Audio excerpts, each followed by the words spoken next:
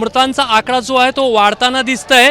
आता कंपनीच्या आतून बाहेर जे बंदोबस्ताला पोलीस अधिकारी आहेत त्यांना जी काही माहिती आली आहे त्याप्रमाणे 9 जणांचा मृत्यू जे आहे ते कंपनीचे जे प्रशासन आहेत व्यवस्थापन आहे त्यांनी पोलिसांना कन्फर्म केलेला आहे आणि या 9 जणांमध्ये 6 महिला कर्मचारी आहेत तर 3 पुरुष कर्मचारी आहेत। सध्या मुख्य दारापाशी मोठ्या प्रमाणावर पोलीस बंदोबस्त लावण्यात आलेला आहे आणि या ठिकाणी या परिसराचे जे आमदार आहेत आणि माजी मंत्री आहेत अनिल देशमुख ते पण आलेले आहेत। अनिलजी काय माहिती मिळते काय घटना आहे? असं आहे, अतिशय दुर्दैवी असा अपघात ये सोलर इंडस्ट्रीमध्ये इथे झालेला आहे आणि याच्यामध्ये इथे डिफेन्सचे प्रोडक्ट तयार करणारी फॅक्टरी आहे।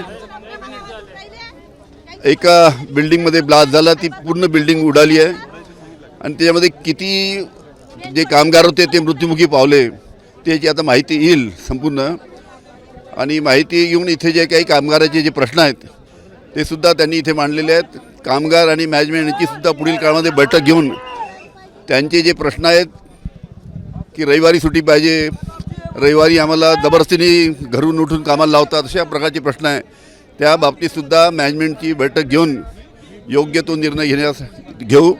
पण इथे जी दुर्दैवी आता घटना झाली आहे त्याच्या बाबतीत किती लोक मृत्युमुखी पावले आहेत?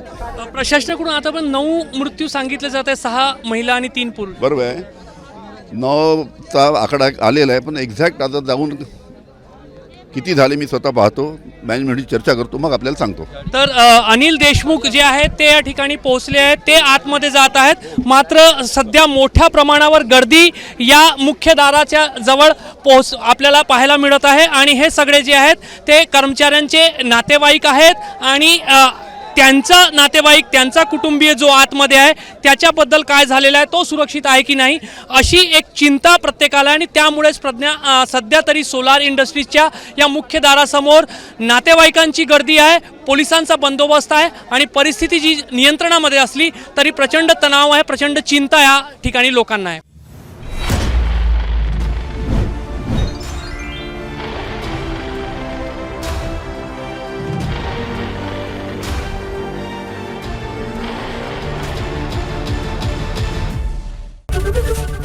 एबीपी माझा, उघडा डोळे बघा नीट।